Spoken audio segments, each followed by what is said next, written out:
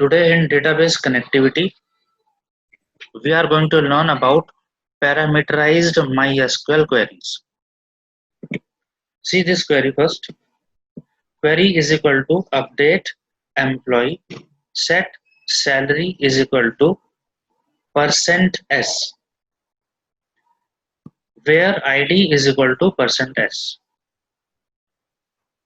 Now these two are placeholders where some value will be provided at the time of execution.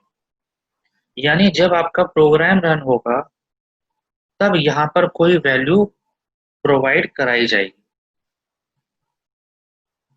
Suppose अगर यहाँ पे लिखा होता set salary is equal to 15,000, तो ये query सिर्फ 15,000 के लिए ही तो काम करती. वो डेटा तो फिक्स हो गया.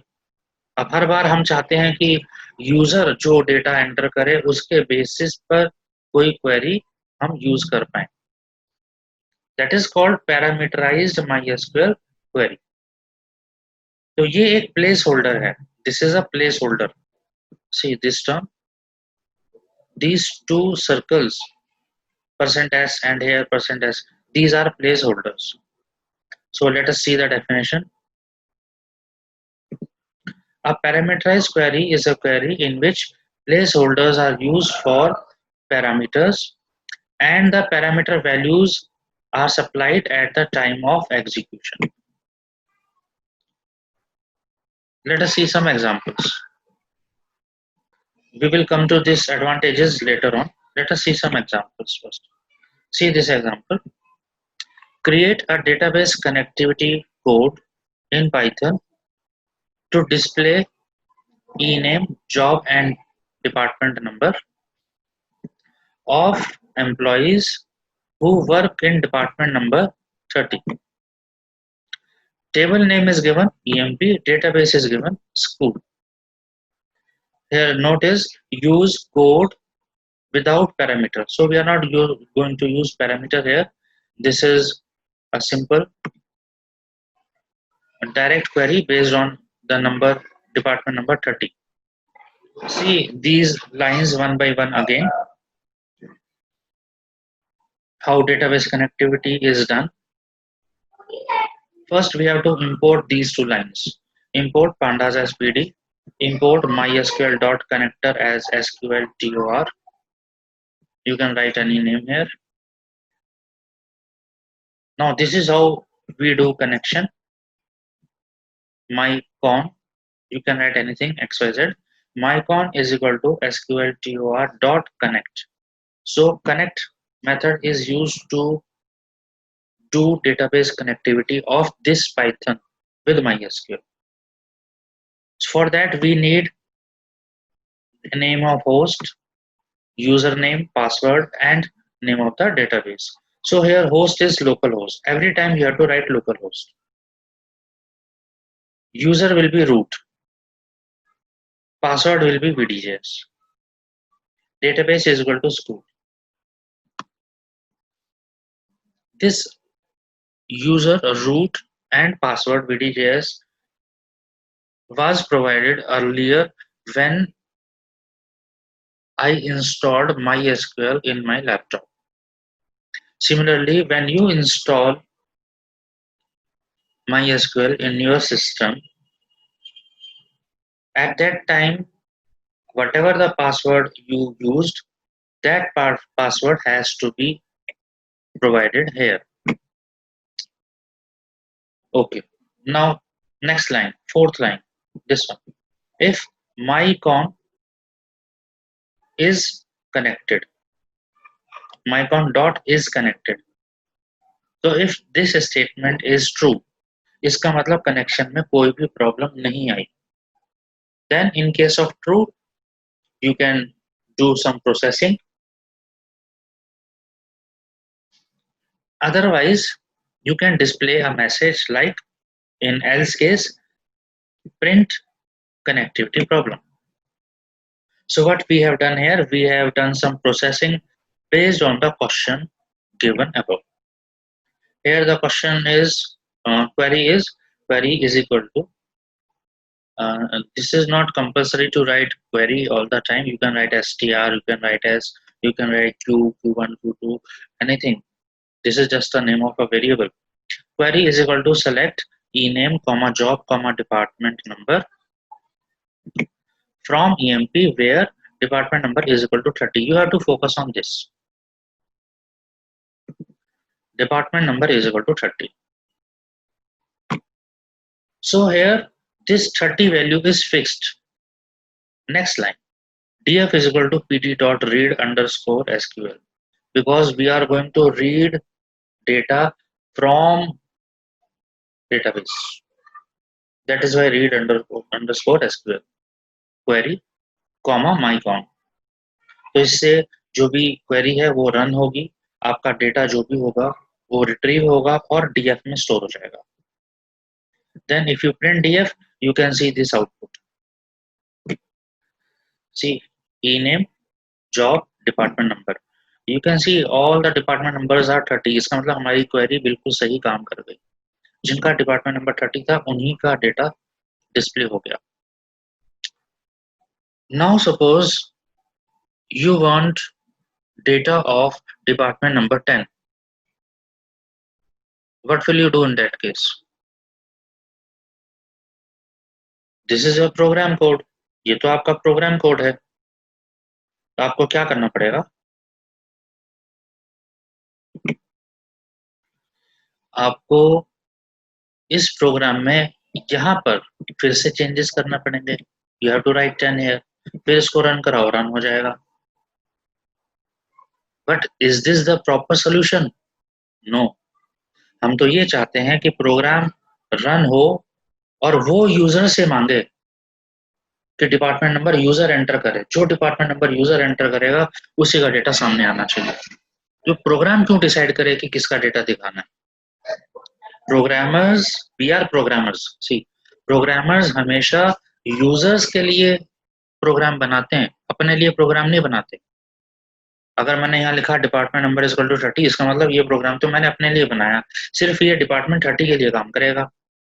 अब मैं किसी और को दूंगा उसके लिए तो यूजलेस हो गया. So that is why we need some parameter or argument. Let us see another example. Similar example है.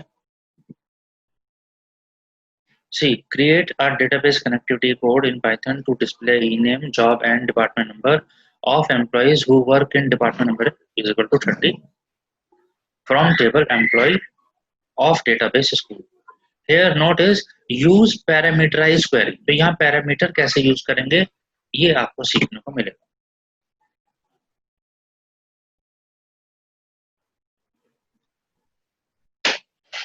See the changes what we have done. बाकी सारा कोड सेम है, सिर्फ यहाँ पर चेंजेस है. We have made changes here only. Yes. So where department number is equal to %i. इससे पहले वाले में लिखा था department number is equal to 30. This percent symbol is used to provide a parameter. तो %i लिखने से हमने यहाँ एक प्लेस होल्डर बना दिया. I here stands for integer. ठीक है. S में भी इंटीजर स्टोर हो सकता है, I में भी इंटीजर. ठीक है. S लिखो या I लिखो, most commonly S is used. फिर स्ट्रिंग यहाँ पे खत्म हो गया. एक जरा इसको इरेज कर देता हूँ. सी, यहाँ स्ट्रिंग खत्म हुआ है. उसके बाद आपको लिखना है %, फिर विद इन ब्रैकेट्स 30 कॉमा. अब आपको याद होगा विद इन स्मॉल ब्रैकेट्स हम जो भी लिखते हैं 10, 20, 30, 40 वो लिस्ट वो एक टपल होता है. That is called tuple. So this is actually in the form of tuples only. और यहाँ पर एक ही वैल्यू चाहिए थी तो इसलिए हमने एक ही वैल्यू प्रोवाइड करी 30. तो ये 30 वैल्यू इस आई में स्टोर हो गई और आपकी query as it is run हो गई. ये एक छोटा सा change. Let us see one more example. See here, create database connectivity code in Python to display. This is the same query, but the department number is provided by the user. यहाँ लिखा भी है bracket में, take input from user. So what we have done, we have taken input, see here, by using input statement. So x is equal to int input enter department number to be searched. Due to this line, this will be your output. Enter department number to be searched. अब यहाँ ये 30 user ने लिखा है, ये benefit हो गया। अब यूजर की मर्जी 30 लिखे, 40 लिखे, कुछ भी लिखे। अब अगर यूजर यहाँ पे एंटर कर रहा है तो यहाँ हम 30 तो नहीं लिखेंगे ना, we will write x। I think ये तो क्लियर होगा आपको, क्योंकि x के अंदर जो भी इनपुट गया वो यहाँ ऑटोमेटिकली आ जाएगा। x की वैल्यू मान लो यूजर ने लिखी 10, तो यहाँ 10 वैल्यू इस प्लेस होल्डर की जगह आ जाएगी। आपकी क्वेरी बन जाएगी department number is equal to 10।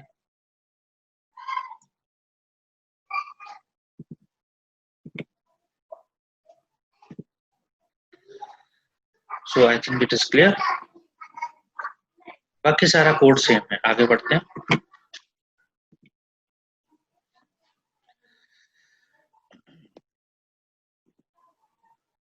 वही सेम क्वेश्चन है but with some different input, क्योंकि हम अभी तक सिर्फ 30 लेते आ रहे थे। तो x is equal to int input. Okay, ये बता देता हूँ कि इंट यहाँ पे क्यों यूज किया है, because this input statement always take input in the form of string. User ने जो 10 लिखा, यहाँ देखिए इधर जब हम प्रोग्राम रन कराते हैं, सी हियर, यूजर ने जो 10 लिखा वो स्ट्रिंग की फॉर्म में x में स्टोर हो जाता अगर हमने इंट नहीं लिखा होता। So we have to convert this into integer. बाकी सब कोड सेम है।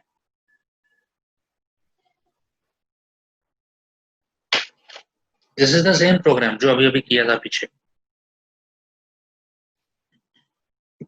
सर ऐसा MySQL पे इस पे आएगा या ये पाइथन में आएगा बेटा, पाइथन में। Okay sir. हाँ, ये पाइथन में आएगा और ये पाइथन का ही आउटपुट है जो ब्लू स्क्रीन देख रहे हो। This is the output of Python only. और बैकएंड में MySQL चल रहा है जो आपको दिख नहीं रहा। ये टेबल ऑलरेडी पहले से बनी बनाई है मेरे system. Okay, now let us see some theory. तो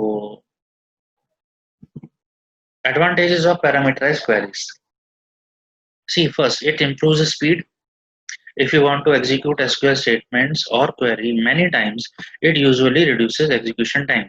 जैसे आपने पहले 30 डाल दिया था और फिर अगली बार उसको फिर से रन कराया, 10 डाल दिया, कोड में तो चेंज नहीं करना पड़ा ना, तो स्पीड इंक्रीज हो गई। Second, compile once. नॉर्मली क्या होता है, सी दिस कोड नोट जो लिखा हुआ है, for a standard query MySQL compiles query each time before executing it. Her bar MySQL की क्वेरी पहले कंपाइल होती है फिर रन होती है, चाहे वो माइक्रो सेकेंड्स में हो, हमें नहीं पता लगता, वो तो तुरंत आंसर आ जाता है, but still it takes time. तो जब बहुत बड़े बड़े सॉफ्टवेयर बनते हैं तो हमें इन चीजों का भी ध्यान रखना पड़ता है। अगर हम पैरामीटराइज क्वेरीज यूज करते हैं तो बार बार कंपाइलेशन नहीं होता, हर बार कंपाइलेशन नहीं होता।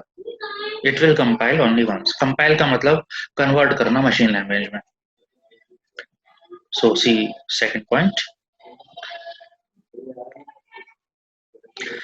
The parameterised query is compiled once only. That means when you executed the program parameterized query, MySQL can just run the SQL statement without having to recompile it. It uses an already pre-compiled query and directly executes it. तो इससे भी speed increase हो गई, तो inter related हो गए दोनों। Third point, same operation with different data. ये अभी आपने देखा एग्जांपल, सेम ऑपरेशन हमने किया 10 के साथ भी, सेम ऑपरेशन किया था 30 के साथ भी। ये भी एक बेनिफिट है। There is one more example, see this red line. For example, if you want to insert 200 rows in a table, तो आपको 200 टाइम्स प्रोग्राम को रन कराने की जरूरत नहीं है ना। एक ही बार रन कराओगे, वो फिर जितना डेटा यूजर एंटर करता जाएगा पैरामीटर्स की फॉर्म में, टेबल में रोज इंसर्ट होती चली जाएंगी। So then you can use parameterized query so it can compile once and execute every time with different column values. Last है security, preventing SQL injection attacks. अगर हम पैरामीटर्स यूज करते हैं तो SQL अटैक्स कम होते हैं। SQL इंजेक्शन अटैक्स का मतलब जैसे इंजेक्शन काम करता है, कुछ कोड्स जो हैकर्स या क्रैकर्स होते हैं वो अपने कोड्स को SQL क्वेरीज में इंसर्ट कर देते हैं और वो पता नहीं लग पाता किसी को भी कि कहाँ इंसर्ट हो गया, कहाँ किसने इंजेक्शन दे दिया। That can be prevented by using parameterized queries. तो ये तो एक लर्न करने वाली चीज थी। प्रैक्टिकली हमने 3-4 प्रोग्राम्स देख लिए। Late us C some more. Okay. Python's parameterized MySQL queries. SQL queries that include parameters in their strings are called parameterized queries. For example, select asterisk from EMP where salary is equal to X. अब X की कोई भी value हो सकती है, तो यहाँ पर हम पैरामीटर यूज करेंगे। There are various ways to create parameterized queries. One of the ways is string templates with percent formatting. ये हम ऑलरेडी देख चुके हैं। It is also known as old style formatting. जो अभी अभी यूज करी थी वो string templates ही थे परसेंट फॉर्मेटिंग के साथ, जिसको हम ओल्ड स्टाइल फॉर्मेटिंग भी बोलते हैं। Next, string templates with percent formatting. In this style, string formatting uses the general form f, then percent sign, then v, where f is a template string and v specifies the value or values to be formatted using that template. If multiple values are to be formatted, v must be a tuple. जैसे 30 comma करके छोड़ दिया था bracket में, so that is a tuple. For this, you can write SQL query in a string, but use %s code in place of the value to be provided as parameter. See this example. Select asterisk from student where marks greater than %s. पर इसकी value provide कराने के लिए आगे bracket में कुछ लिखना पड़ता है। यहाँ लिखा भी है, it is a parameter and it's value must be provided. वो हम नेक्स्ट स्लाइड में देखेंगे। सी हियर वही सेम है, मार्क्स ग्रेड %s। तो यहाँ लिखा भी है, this is an incomplete string.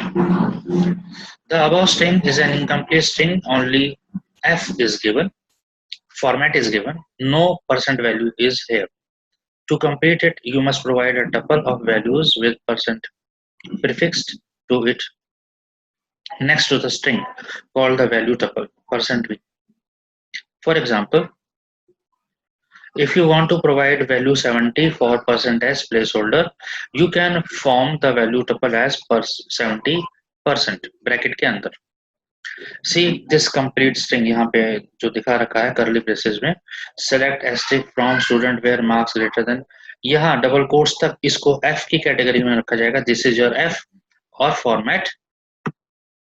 और ये जो आगे लिखा है ये आपका V है, %70, और जो ब्रैकेट है दिस इज कॉल्ड टपल। आगे बढ़ते हैं जल्दी से, very less time left. Okay, write a program to display e-name, job and department number of employees whose job name is given by the user. वही same question है, but job name is given by the user. See, import pandas as pd, import mysql.connector as sqltor, mycon, same। देखो ये 4 line तो हमेशा आएंगी। आप इनको 3-4 बार लिख लोगे ना तो ये याद हो जाएंगी। इतना मुश्किल नहीं है। यहाँ प्रोग्रामिंग चेंज हो जाती है बस, जो आपको काम कराना है, बाकी सब सेम है फिलहाल। Okay, what we have to do, we have to enter job. Job है आपके क्लर्क, सेल्समैन, इस टाइप के। तो see, this is your input statement. str is equal to input, enter job. Query is equal to select ename job department from emp where job is equal to %s, जो है वो इस बार single quotes में लिखा हुआ है, ठीक है, हाईलाइट कर रखा है already, because it is a string. String है इसीलिए यहाँ इंट नहीं लिखा, जैसे पीछे लिखा था इंट, ठीक है। और यहाँ पर %str comma, so this is your v, %v, value provide करनी है ना str की। ओके, बाकी लाइंस सारी सेम। सीधा आउटपुट, एंटर जॉब, यूजर ने जॉब एंटर किया, क्लर्क, मतलब यूजर जब इसको रन कराएगा, क्लर्क वो कीबोर्ड से टाइप करेगा, पहले से टाइप किया हुआ नहीं आया, और क्लर्क से रिलेटेड सर्च होकर के आपका डेटा ये आ गया सामने। देखिए सर्चिंग वर्चिंग सारी चीजें हो रही हैं MySQL डेटाबेस कनेक्टिविटी के थ्रू। ओके, नेक्स्ट सेम है, but we have multiple conditions है। Same question with multiple conditions. क्या कंडीशंस हैं? whose type of job is given by the user and department number is also given by the user. So इसके लिए where job is equal to %s and department number is equal to %s. यहाँ देखिए there are no quotes for numbers, क्योंकि ये number लेगा इसलिए quotes नहीं लगाएंगे, ये स्ट्रिंग लेगा इसलिए कोट्स लगाएंगे। दो इनपुट आ गए, दोनों को कंपेयर कर रहा हूँ मैं, इसलिए ये प्रोग्राम बनाया। str is equal to input enter job, x is equal to int input enter department number। फिर यहाँ देखिए output, enter job is equal to clerk, enter department 20, तो आपका डेटा आ गया। सिर्फ डिपार्टमेंट नंबर 20 और क्लर्क जो मैच होंगे उन्हीं का डेटा आया। So I think this topic is clear to you. आप प्लीज ये सारे टॉपिक्स, सारे प्रोग्राम्स सिस्टम पे रन करके देखना, अगर कोई प्रॉब्लम आएगी तो आप फिर पूछना। See one more example.